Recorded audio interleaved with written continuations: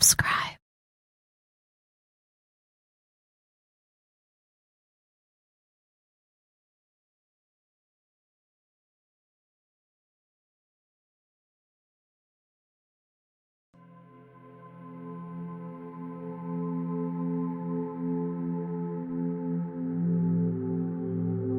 Mile End has a lot of thieves, few of them are very good. A big haul is rare and any thief who has one tries to keep news of it to himself. This is hard. Others are usually involved and goods have to be disposed of. Somehow the Kray twins always seemed to know in the end. When they did, the thief would get an invitation to the billiard hall, and it would usually be Reggie who discussed their percentage. Thieves are vulnerable, and they would usually pay up more or less what the Kray twins asked. Those who didn't finally wished they had. "You know who I met the other night?" said Reggie Kray to a small man with a squint after losing a game of snooker to him at the billiard hall.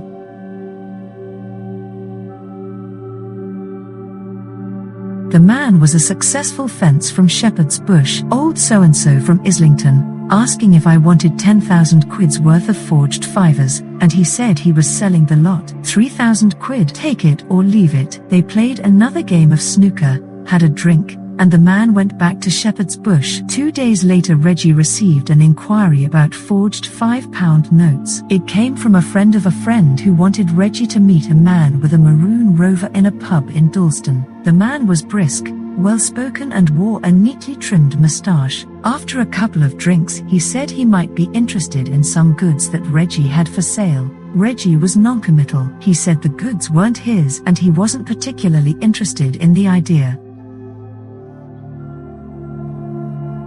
The man became more enthusiastic. If these were quality goods he would be very keen. Naturally he'd have to see them first. Reggie said so would he. Finally they arranged to meet again the next night at the Terminus Cafe in Mile End Road. Reggie would bring the man with the goods. If they both liked his work they would split the lot between them. Reggie would bring £1,500. If he were genuinely interested the man with the moustache should do the same. There used to be a tall, lugubrious thief called Ozzy who was often around the billiard hall. He had been in prison so many times that his nerve had gone, but he was always glad to be of use to the twins, and the following night Reggie took him with him to the Terminus Cafe.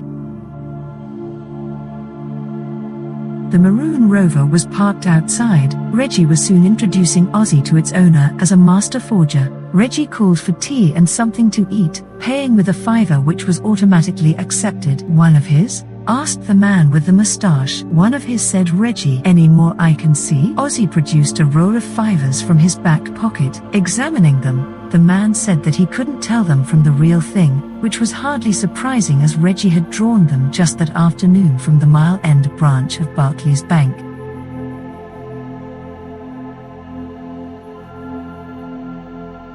Where were the rest of the notes that were for sale? In Ozzy's flat off the commercial road. Why not collect them straight away and settle the deal? 5 minutes later the Rover was drawing up outside the tenement where Ozzy lived with a lady pickpocket from Stoke Newington. This was the crucial point of the operation. The man with the moustache opened the door and started to get out of the car. "No," said Ozzy, "if you don't object, I'd rather bring them down to you. My dear wife knows nothing of my activities. I prefer to keep my business and my private life apart." "Quite right," said Reggie. The man closed the door again. Ozzy walked up the stairs to his flat. As soon as he was there, he rang Limehouse police station, gave his address and asked them to send round a squad car as the man in the flat below was murdering his wife. 3 minutes later he came down the stairs holding a solid-looking brown paper parcel. Reggie had £1,500 in his hand, ready to pay. So had the man with the moustache. All that remained to do was to examine the parcel of fivers. The string was stiff and tightly knotted. Inside the first parcel was another,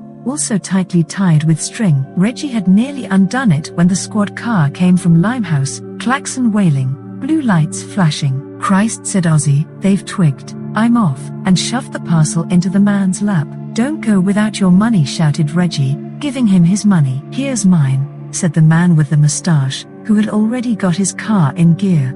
"Thanks," shouted Ozzy. See ya, and the rover hurtled off down the commercial road. By Aldgate Underground, Reggie remembered an important appointment. Sorry, I gotta go, but remember, I'm trusting you with my share of the notes. You know you can trust me, Reg. When the man with the moustache got back to his large house in Barnet and found that his parcel contained wads of neatly guillotined newspaper, he was angry. But he should have had more sense than turn up at the billiard hall with a loaded shotgun looking for Reggie Kray.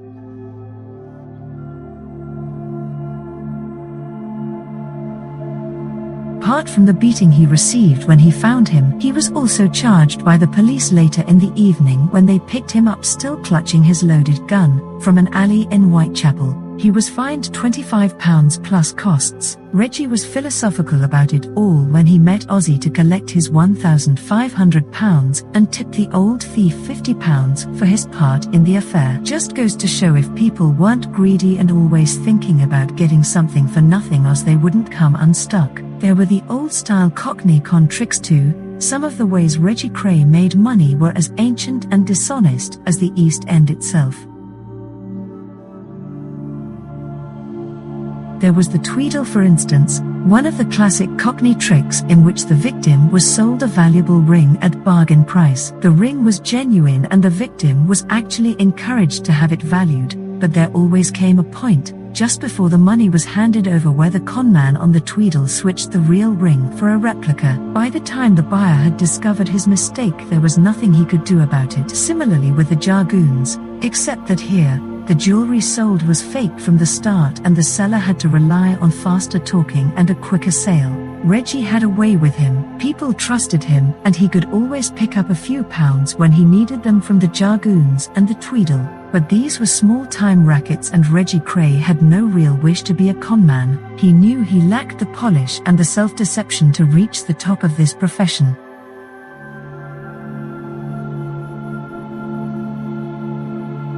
He and Ronnie were agreed that their future would be as robber barons of crime rather than as hard-worked criminals. The 1955 Epsom Spring meeting was an historic one for the London gangland, and for the twins. Word had got round that the succession stakes of London villainy would shortly be wide open, and the twins felt they had a duty to be there to see what happened. Traditionally, the Epsom races are an annual outing for the villains of London. Back in the days of Darby Sabini and his gang, this was where they made their biggest haul of the year. Whichever gang controlled the leading bookmakers' pitches was automatically guaranteed a percentage of the take from every bookie on the course.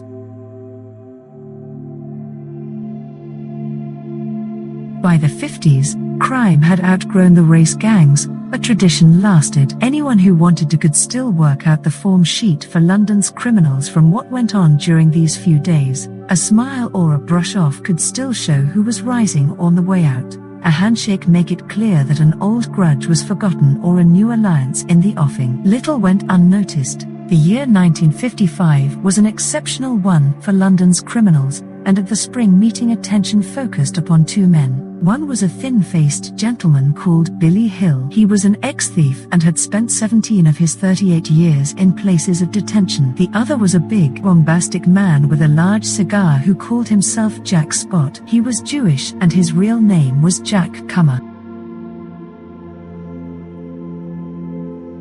As a young man he had fought against Mosley's black shirts in the East End. Since then he had organized his Upton Park mob across many of the racetracks in the country. These two men had the contradictory qualities of all natural double acts. Since the war they had become the Laurel and Hardy of London crime, or, as they liked to call themselves, kings of London's underworld. For years they had been allies. From the mid-40s, Spot with his gang of bruisers, Hill with his following of thieves had been raking over the criminal pickings of London's West End. They had faced little opposition.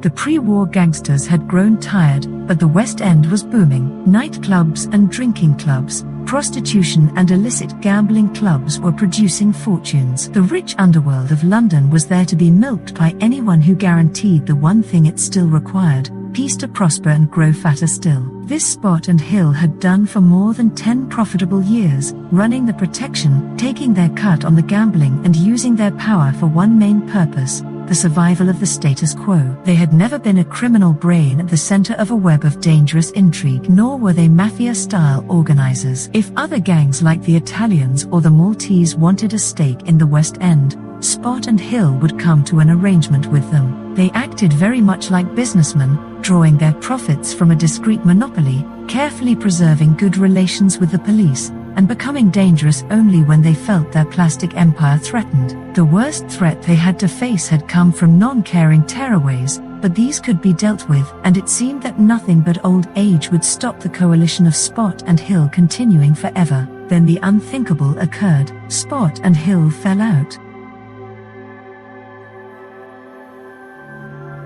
Hill, who is now agreeably retired in a large white villa on the Mediterranean, is inclined to be charitable over what happened. Jack was becoming insecure and a bit jealous of me. He was an older man, you see, and once he got this persecution complex, he was impossible to work with anymore. Spot says he should have shot Hill while he had the chance. Certainly their friendship had already gone very sour by the time the twins took over the billiard hall. Once trouble started between gangland's two kings, the odds were against Spot. The August before, in the so-called Battle of Frith Street, Spot had already been badly cut in the face. He was beginning to get too old for this sort of thing, and if it came to a showdown, Jack Spot would need much younger, tougher allies like the Krays. He had known of them for several years, but had kept clear of them. He could recognize trouble.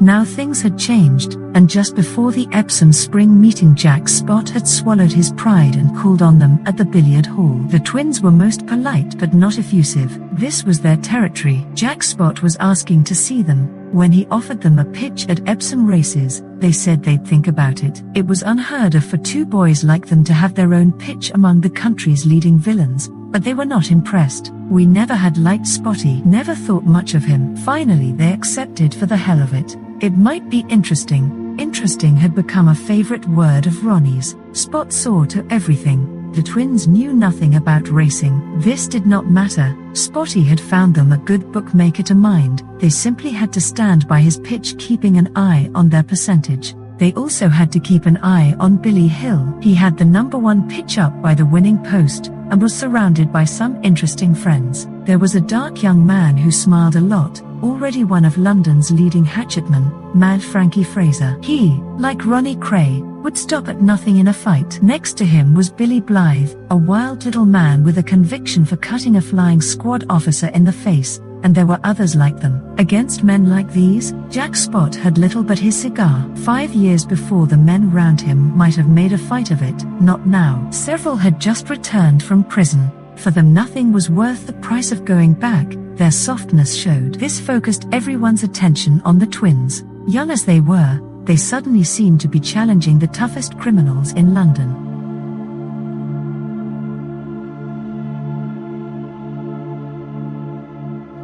They also had a chance of seeing just how vulnerable and weak their allies were, but their behavior puzzled everyone. It was hard to tell if it was sheer bravado or stupidity, for the twins seemed to be making a point of totally ignoring their danger. They appeared as unimpressed by Hill's men as by Spot's. Most of the Italian gang were there, intent as usual upon weighing up the odds between the two sides. One of them knew Reggie well enough to feel that he should warn him what he was taking on. "This lot mean business. You two must be stark staring mad to show up here with Spotty. If you want to kill yourselves, there are less painful ways of doing it." But the twins laughed and offered him a drink. When he had gone, Ronnie said, "The way these old men worry, Reg. Fair makes you sick." For the rest of that day, the twins kept up their show of insolent indifference for the best-known gangsters in the country. They drank, they entertained their friends, they roared with laughter, they ignored the racing and the betting. Finally, Ronnie yawned and rolled off to sleep. When the day ended, they collected what was owed them, and without bothering to thank Spot, drove off in their van.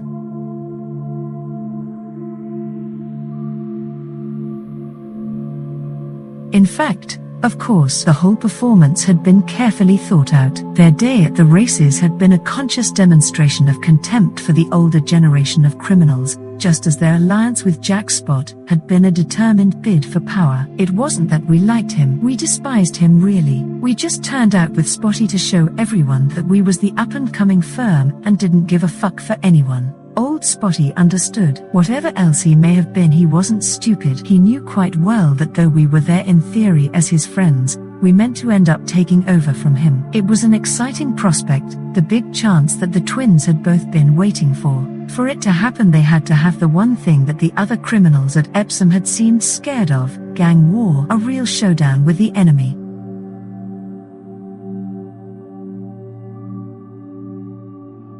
Excitedly they prepared for total war, a running fight with the top West End gangsters where they could use their guns and show how much tougher and more ruthless they and their followers could be than the old gangland kings. Ronnie was in his element, collecting weapons, making plans, haranguing followers at the billiard hall. Fort Valence was prepared as a redoubt and the headquarters. For several days the twins continued to mobilize. Then came the news that Blythe and Fraser and their friends wanted to fight it out in a pub near Islington. The twins were ready. This was their moment. And that night London was very near to a wave of gang killing on a scale it had never seen before. For both the twins and their opponents meant business. Once shooting started, it would be hard to stop. The retribution would roll on inevitably.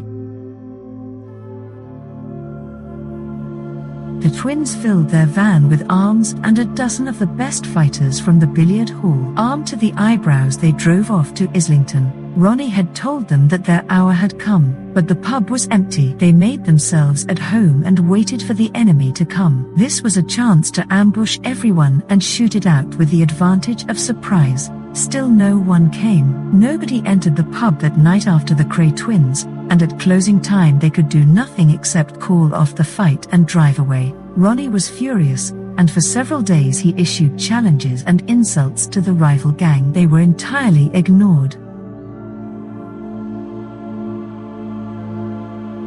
If the twins wanted action, it was soon clear that no one else did. Later they heard that Billy Hill had been alarmed to hear about the challenge and had immediately ordered the battle off. The last thing he wanted now was bloodshed, Krays, and trouble with the law. Nor, when it came to it, did Spot. He too had had a little time to think. It was one thing to make a show at Epsom with the twins, quite another to become involved in full-scale gang war where people would be killed. Jack Spot had always been a law-abiding monarch. He would far rather abdicate than hang, and so the big war never came. The twins were carefully edged out from the dramatic role they wanted. For a while at least, the old guard had succeeded in putting them firmly in their places.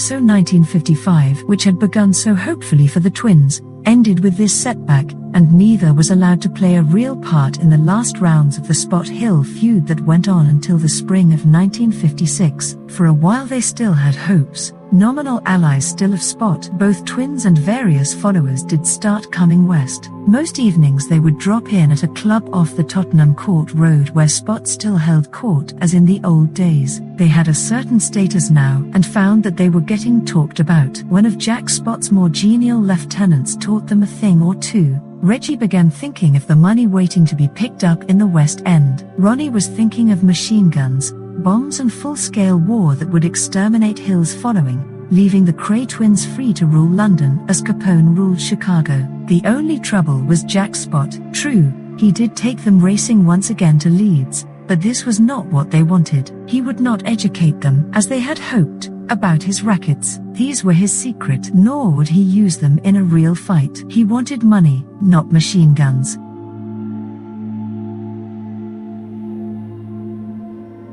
On the May night in 1956, when Frankie Fraser and Alf Warren waited for Jack Spot outside his flat in Bayswater and put a second set of gashes in his face, the twins weren't there. They visited him in hospital the next day. Now was the moment for the war they had waited for. They guaranteed they could control London within 24 hours. All that was needed was for Spot to give the word. Jack Spot rolled over in his bed and looked the other way. Jack Spot retired and bought a bowler hat and a furniture business off the Gloucester Road. Billy Hill retired and bought a white Lincoln convertible and a house in southern Spain. An era of so-called organized crime was over. London was hotting up, No single organization could control it, certainly not with the old-fashioned methods of Spot and Hill. The twins went back to Bethnal Green. With Jack Spot's help they could have moved in on the rich rackets of the West End. Without him, they were lost. Had he done as they asked and educated them, things could have been different, and they both lacked the knowledge and support to fight for the succession on their own. Control of West End crime was passing to a loose federation of existing gangs, the most important being the Italians. They were anxious to warn any of Spot's old allies against ideas of a comeback. A list was prepared. Various people on it began to be cut in various painful places. News reached the twins that it was their turn next. For several days Fort Valence was more fortress-like than usual. Nobody saw the twins and rumors started.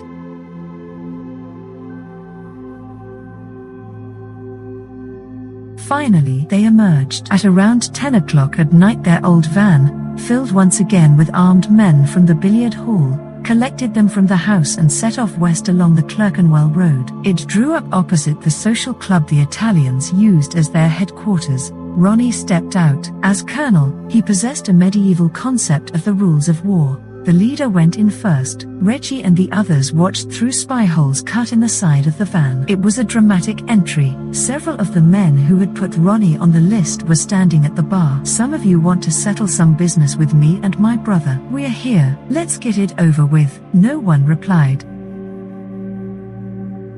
Someone threw a bottle at his head. The colonel drew his heavy Mauser automatic and fired 3 shots in return. Perhaps he aimed to hit the wall. Perhaps his marksmanship was bad. Nobody tried to stop him as he walked back to the van. Ronnie Kray was never to forget this moment. It was an answer of a sort to the fiasco of the night at Islington. This was how life should be lived and victories won. This proved what he had always said, that the rich gangs of the West were soft and would collapse if anyone stood up to them.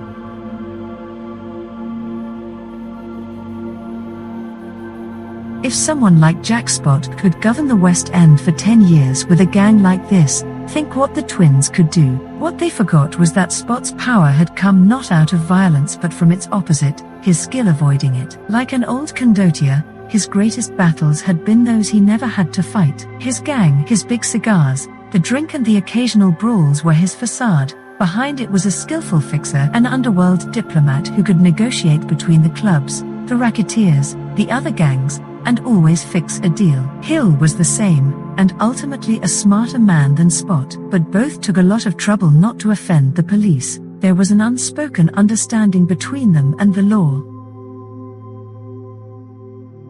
Hill and Spot could keep their position provided there was no trouble to the general public, and they kept their men in order. Behind this understanding lay a realistic old-time policeman's philosophy. Cities will always have a certain level of crime, and there is something to be said for tolerating one gang that knows the rules rather than face a horde of unknown criminals. This was anathema to the twins. In their way they were very honest. They both loved violence. They loathed the law. They believed in being what they were. By their light, Spot was a phony. They would become the real thing. Spot's men had been the washouts of the West End. They would fight their battles with the toughest tearaways of the East End, and they would have none of the Spot Hill understandings with the law. Coppers is dirt.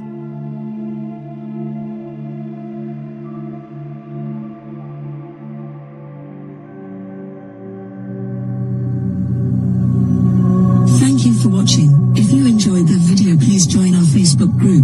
It's called Krays Crime Lords of London. We're a friendly moderated group with over 1,000 Kray and other celebrated gangster videos available for view. There's also thousands of images in the photos sections. The link for the group is in the YouTube description section. I hope we see you there soon. Leave a like and subscribe.